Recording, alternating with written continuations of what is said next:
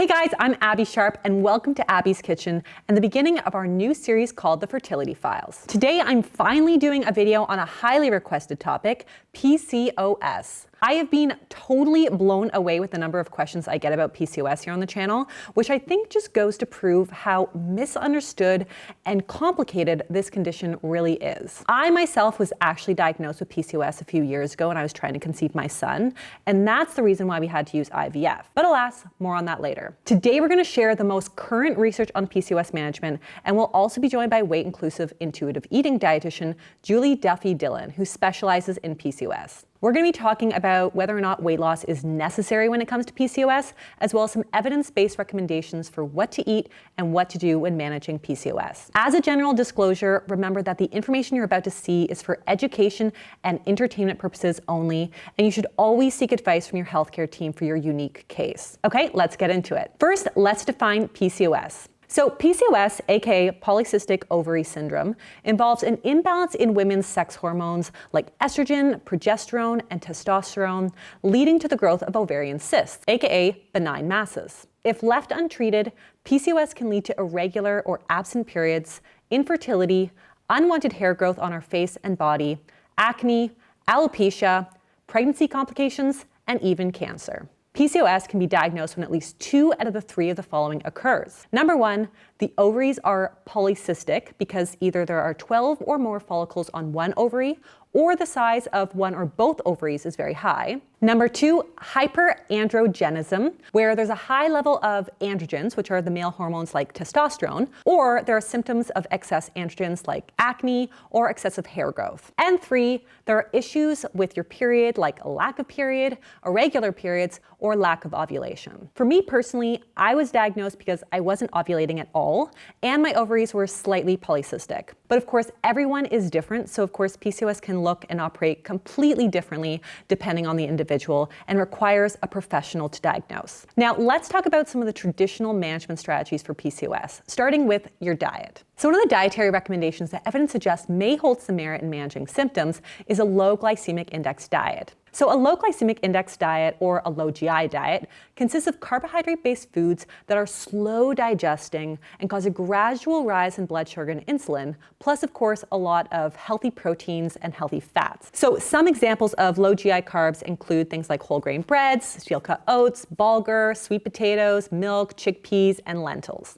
So one study found that when women with PCOS followed a low GI diet, their menstrual regularity improved when compared with individuals who were following a standard healthy diet. This likely had something to do with the fact that fewer blood sugar spikes and falls improves insulin sensitivity, which in turn may help improve menstrual irregularity. A more recent 2019 study found that a low GI diet improved menstrual irregularity in 80% of women with PCOS. However, in that particular study, the low GI diet was also energy restricted, so it isn't clear whether or not the change reported was because of the energy restriction, the low GI diet, any associated weight loss, or some combination. The researchers, however, did suggest that a low GI diet may delay the absorption of carbohydrates, improving metabolic pathways and reducing insulin resistance. Now, does the evidence suggest that low GI needs to be low carb? Not necessarily, as these things are not the same thing. However, I did find a systematic review examining a variety of diets in the treatment of PCOS, and it was found that a low carb diet was associated with a greater reduction in insulin resistance compared to a conventional diet. Having said that, as with a lot of research on dieting, we don't know the long-term likelihood of dietary adherence and long-term improvements in health. Choosing higher fiber, lower glycemic index carbohydrates rather than cutting out carbs altogether is typically a much more sustainable approach for most women. Also, it doesn't mean you can't have higher GI carbs. You really just want to focus on pairing those carbs with lean protein and healthy fats to help stabilize the blood sugars further. Now finally, even though it's tempting given the diet culture that we live in, you actually want to make sure that you're eating enough and eating regularly. I'm going to chat more about this with Julie when I patch her in, but in short, when we let ourselves get too hungry, our blood sugars plummet, we get ravenous, and then we see massive spikes when we do finally eat. Restricting also sends us into that binge restrict cycle, which ultimately can perpetuate metabolic dysfunction. Next, let's talk about supplements and herbs. There are a ton of supplements and herbs that claim to eradicate PCOS symptoms, but we really only have solid evidence to support a few. First is inositol. So inositol is really number one here. It's a small molecule that is structurally similar to glucose and is naturally found in foods like whole grains and citrus fruits. One 2016 systematic review found that supplementation with inositol improved hormonal and reproductive disturbances in women with PCOS. Another 2017 meta-analysis found that inositol improved the metabolic profile of women with PCOS and reduced some of the high levels of androgen hormones that cause a lot of the symptoms and problems. Finally, the evidence also suggests that it may improve pregnancy outcomes for women with PCOS undergoing IVF. Next is omega-3s. Let's be real. I think most of us could probably benefit from an omega-3 supplement, especially if we don't eat a lot of fatty fish. But one 2018 systematic review and meta-analysis found that omega-3 supplementation in PCOS patients helped improve insulin resistance and reduce total cholesterol, triglycerides, and LDL levels. That's pretty great. Next is vitamin D. So vitamin D deficiency is actually very common in women with PCOS, possibly because of the metabolic and endocrine disorders that are associated with the disease. So it's often recommended to patients with PCOS to supplement with vitamin D, although admittedly, the research on this one is still a little bit unclear. One 2015 systematic review and meta-analysis found a positive association between PCOS and vitamin D deficiency. However, the studies did not find that vitamin D supplementation had a beneficial effect. That being said, the researchers of the study did recommend larger prospective studies to further assess the association between vitamin D levels and PCOS treatment. And in my professional opinion, most people, at least here where I live in Canada, can usually benefit from a vitamin D supplement. And that brings me to probiotics. While we're still not 100% sure about the vitamin D alone, research has found that the combination of vitamin D and a probiotic supplement may be effective at treating symptoms. One 2019 randomized control trial found that vitamin D and probiotic co-supplementation improved depression, anxiety, and stress scale scores in women with PCOS. It was also associated with a reduction in total testosterone, hair growth, CRP, which is an inflammation marker, and the oxidative stress marker, MDA, when compared with the placebo. And then finally, I want to quickly touch on some herbs that are commonly used, including maca root, ashwagandha, holy basil, licorice, chasteberry, and Tribulus terrestris. It's a big word, I don't know. So I feel like I've just said a Harry Potter spell, I'm going to be totally honest, but there are lots of herbs that are often recommended for treating PCOS symptoms. However, the research on their effectiveness is pretty limited. Many of these herbs carry some antioxidant and anti-inflammatory properties, which is probably why they're commonly recommended for treating PCOS. So research has shown that C-reactive protein, which is a marker for inflammation, is typically higher in PCOS patients, and that when CRP is reduced, so are the metabolic symptoms of PCOS. So while it's totally possible that one or a combination of herbs may serve as a good adjunct to traditional supplements and medication, they really should not be relied on their own to treat your PCOS. So we'll discuss diet in a little bit more detail later on in this video when I patch in Julie, but I also want to explore some other evidence-based lifestyle changes for PCOS management. Next is getting enough sleep and reducing stress. So you guys know I need to take my own advice here and chill out, but sleep and stress management is so key. Research has revealed that, aligned with my own experience, sleep disorders and insomnia are significantly more common in women with PCOS. And getting a sleep when you're struggling with already messed up hormones can totally worsen your PCOS symptoms. Okay, number 2 is quitting smoking. I'm good on this front because I've never smoked a day in my life, but smoking has been found to worsen PCOS symptoms and even put someone at higher risk for metabolic syndrome. So it's definitely recommended to avoid or quit smoking if you're already a smoker. Number 3 is acupuncture. Now, there is some evidence that acupuncture may influence ovulation by affecting levels of various hormones. However, its mechanism is still not very well understood. So according to the Cochrane database, there is currently insufficient evidence to support the use of acupuncture for the treatment of ovulation disorders in women with PCOS. But, if nothing else, a lot of women, myself included, find it really stress relieving, and therefore it may be a nice complement to your traditional healthcare regime. Personally, I am a huge fan of acupuncture, and I think it's made a really big difference in my fertility journey, even if it is just the placebo effect. And number 4, avoiding endocrine disruptors. So over the years, it has been suggested that endocrine disruptor chemicals like BPA may contribute to the rise in PCOS. Some animal studies have found that BPA exposure tended to disrupt ovarian and reproductive functions in females, while a 2017 systematic review and meta-analysis found that PCOS patients had significantly higher BPA levels compared with a control group. Researchers from the study believe that BPA might be involved in the insulin resistance and hyperandrogenism of PCOS. However, more quality studies are definitely needed to explore this association. Now, the last lifestyle change that has always been recommended for the treatment of PCOS is weight loss. I've waited to mention this one because while it's probably the first thing a doctor will just tell you to do, it's definitely controversial. So first of all, why is weight loss so universally recommended? I don't know. I mean, maybe doctors think that weight loss is easy. I guess it's easy to send somebody off with that suggestion and hope that they come back in a changed body. But I will say the general recommendation is based on research suggesting that obesity and abdominal fat can exacerbate PCOS symptoms by increasing insulin resistance.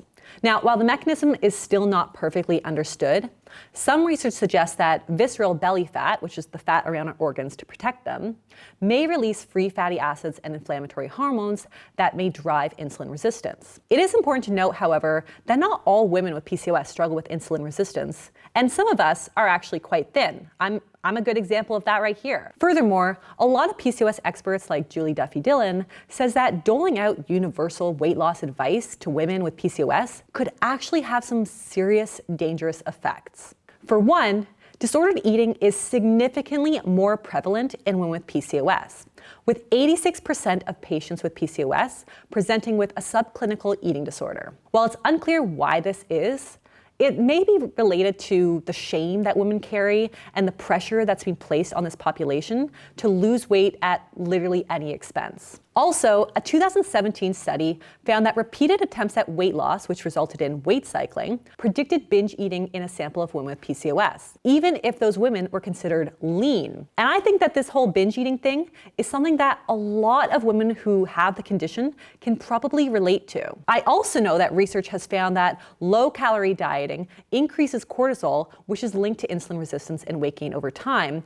which may be another reason why weight loss may not always be the lowest risk option for every woman with PCOS. I also want to mention the fact that long-term caloric restriction has been linked with inflammation, and people with PCOS already live in a chronic pro-inflammatory state. Now, to discuss ditching the diet and managing PCOS, I've invited registered dietitian Duffy Dillon, who is an intuitive eating and PCOS specialist. Welcome, Julie. Hey, Abby, thanks for having me on. Thank you so much. So first of all, I would love if you could tell me a little bit why you believe that the blanket statement to just kind of go lose weight may be bad advice for a lot of women who are living with PCOS. I think it's very bad advice for a number of reasons. First of all, PCOS is passed down through families, so we know it has a genetic connection. And weight didn't cause PCOS, so why would it fix it? That's a really big, important thing to keep in mind. And we also know that diets don't work for most people. It's going to work for some people, but very few. So if it doesn't work for most people, why would it work for people with PCOS? And then the other part of it goes even deeper. And research that has been recently published has been exploring the relationship with binge eating and PCOS. And what they have found is that many people with PCOS experience binge eating because yo-yo dieting, or what we also call weight cycling, predicts binge eating. And there's a lot of complications with PCOS that people who have it will understand this. There's so many different hormonal issues going on.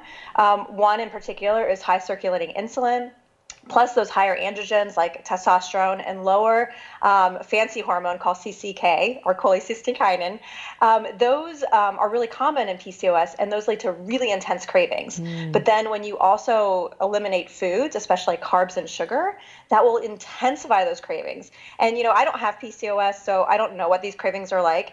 But I know when I have a craving, it's kind of like, I want something sweet. Okay, so PCOS cravings are different. They're primal. Every cell in the body is screaming, eat. And it's like someone who's been drowning is finally to the surface and breathing, gasping for air. PCOS cravings are the same. And so when we tell people, just lose weight, it's basically telling people, like, don't be so obsessed with air, Right, right. That's dumb, right? Oh, Because yeah. we need air to breathe and we need food to live. And so people with PCOS, it's really important to know that you don't have to diet. And really, I would say you shouldn't diet in order to manage PCOS. So in your experience, like, what are some of the ways that intentional weight loss diets can actually like potentially worsen symptoms? So again, for some people, diets may work for them, but for most people with PCOS, what ends up happening is because diets don't work for most people, people go on diets over and over again to try to manage their weight because everyone's telling them to do that. And what weight cycling or that yo-yo dieting is connected to is higher insulin levels, higher testosterone, higher cortisol, higher cholesterol, and higher blood sugar. All things that is also connected to PCOS. Right. And so it's like a double whammy, basically. And then also people with PCOS, what researchers have found rather, is that people with PCOS have a chronic pro-inflammatory state. It's a really kind of common experience that leads to lots of fatigue and brain fog. And we've also connected that same pro-inflammatory state to weight cycling. And so again, it's like it's worsening the symptoms with it. I also think it's important to shift it even to like, what's the experience? If like, we're like, everyone just needs to lose weight to treat PCOS. What my clients have taught me is that keeps them from going to the doctor. So if you don't go to the doctor as often to get attention for your healthcare needs, well, it's obvious that's going to affect your health too, in a really negative way. Even deeper than that, having this blanket statement basically teaches us that fat bodies or larger bodies or bodies that people will call obese or overweight, those bodies are bad. And what we know that that does is it's a form of discrimination. It's weight stigma, and weight stigma is also connected to higher insulin levels, higher testosterone, or not testosterone, but higher cortisol and cholesterol and blood sugar. So, the very things that weight is supposed to be treating with PCOS, it's just going to make it worse. Thank you, Julie. That was so amazing. What a great way to explain it. Now, a lot of women with PCOS often describe feeling overwhelming cravings, particularly for carbs, as we know. And this phenomenon occurs because cells that have become insulin resistant no longer are responding to insulin. So the pancreas keeps producing more insulin to compensate. And since the muscles aren't properly getting the glucose that it wants, it's basically just kind of floating around the bloodstream, and the muscles are effectively starving and sending out more and more signals for their preferred source of fuel, which of course is sugar. So it's that combination of high circulating insulin and androgen hormones that tend to cause these primal cravings that a lot of women describe having. So how do you suggest that women can respond to their cravings in an intuitive way without kind of worsening their PCOS symptoms by gaining more weight or spiking their insulin or all of those kinds of things? So I am so glad you asked me that question, Abby. This is a really important thing to keep in mind with PCOS because people with PCOS are taught to ignore their cravings or trick them, or they should never listen to them. But carb cravings are insight. I think carb cravings are the guidepost to help people understand what they need to treat their PCOS. When people have carb cravings, they should be listened to, respected, and not shunned. They're the way that the person knows that their condition needs more attention. What I teach my clients that I talk to with PCOS is that when they have a carb craving, if they can, it's really, really important to experiment with stepping back and noticing what was just going on. Have you been eating enough? Have you been sleeping enough? Are you eating enough protein? Are you restricting too much? Are you exercising too much? What is going on? Maybe you need to change your medications. Have you forgotten your supplements? It's a really wonderful way to know that insulin is really high and what can we do to help manage it? It may be a temporary thing, or, PCOS is this chronic condition that we cannot cure. No matter what people say, you cannot cure PCOS. And since it's chronic, it's going to change and get worse. Right. And so there are times where carb cravings will come out of nowhere with people that I work with, and I teach them to just lean into them if they can. And by doing this, it'll help them to navigate what they're doing. I think that's amazing advice, and probably advice that most of my viewers with PCOS have never heard before. So it's definitely against the grain, and I think very much needed. So thank you for that. That's a big question I'm getting a lot. So Julie, if we really should not be recommending that women just diet to lose weight, what kind of things do you recommend in terms of dietary recommendations and interventions when it comes to planning and meals and snacks and those kinds of things? Yeah, so I know many people with PCOS are told they have to diet to help manage their PCOS. So when they think about not dieting, they're like, what do I do then? I don't even know how to eat without dieting. And there are so many things you can do that helps promote health with PCOS and food. And first and foremost, I know this is going to be surprising, but make sure you're eating enough. I think people think they need so little food, especially carbs and sugar. And I think it's really important to make sure you're eating enough because, again, that chronic pro-inflammatory state, those muscles that you talked about that were starving, these are really important things that our body needs to survive and to help those cravings not be so primal. Right. And so after people are making sure they're eating enough, I also tell people that they probably need more protein when they experience PCOS. So I encourage them to strategically experiment with protein, especially first thing in the morning and before bed, and to see how that helps their energy levels and cravings. And then another part with nutrition is supplements. There's a number of supplements that people experiment with PCOS. There is one in particular that has a lot of research behind it. It's called inositol. I encourage everybody with PCOS to talk to their healthcare provider about using it. It's one that can really help with that insulin resistance that we talked about before. It gets to the cellular level and what may be a defect or a deficiency that's going on with PCOS. And actually, it's one of the things that may replace metformin eventually. So keep your eye on like the research with it. It's really exciting. But besides that, the other part of it that I think is really good is to make sure that you're moving your body in a way that feels good. I think people with PCOS think they have to torture their body with exercise and do it even when they don't feel like it.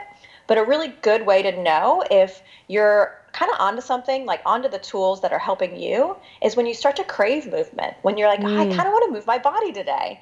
That's when you really can start thinking about how can exercise fit into the picture. And it may take time to get to that, making sure you're eating enough for a couple months before you really can feel that craving to move again. And it will happen.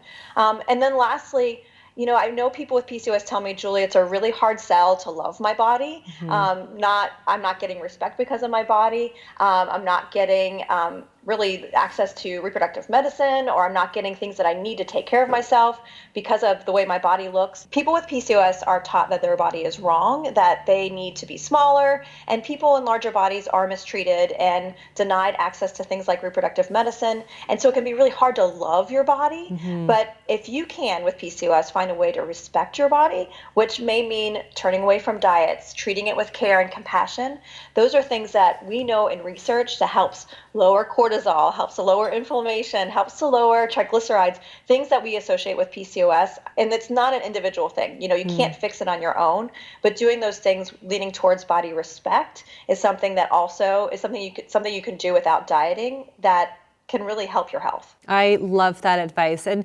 also just thinking about from my own experience struggling with infertility, like so often you feel like your body is failing you and you're so mad at it and you're angry and you're just so disappointed. So I think that there is so much to be said for having that compassion for yourself and for your body and what it is doing well and what it can, provide you with.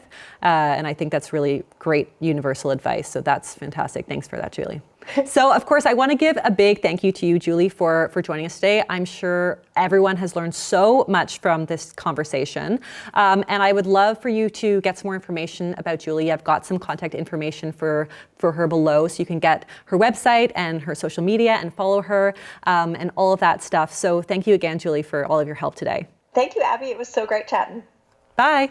Bye. That was awesome. So thank you guys all for watching this. If you liked this video, please be sure to give it the thumbs up. Leave me a comment with any PCOS questions that you might have. Julie has graciously offered to pop by and help answer a few if it's out of the scope for me. But of course, always subscribe to the channel, and I'll see you next time on Abby's Kitchen. Bye.